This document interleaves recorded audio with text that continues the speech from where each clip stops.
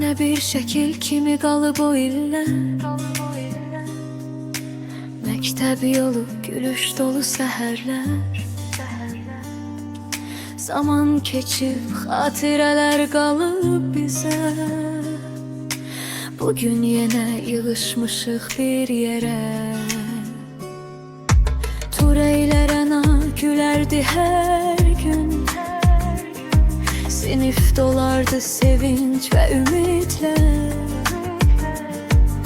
Ana qız danışar şirin söz ilə.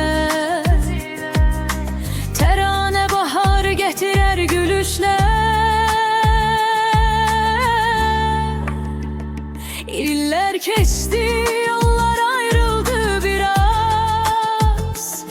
Amma dostluq silinmədi heç vaxt. Ah o illər, o məktəb yolları, gülüş dolu keçən günlərimiz. İllər keçsə də dəyişməz bir şey var. Sinif dostluğu ürəyimizdədir. 8 Mart gəlib sevinç gətirib, köhnə xatirələr yenə oyadıb Turerə.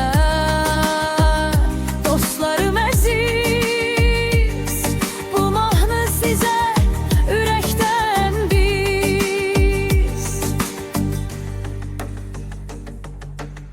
Nurcahan nur kimi işıq saçardı. Sevil gülüşü ilə sinif dolardı. Mətanət gütlüydü adı kimimiz. Mehriban sevgi ilə yaxın hamıya.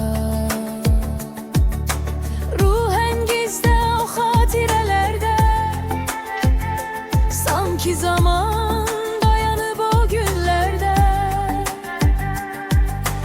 Məktəbə yetir o köhnə sinif, hələ də yaşayır ürəklərdə.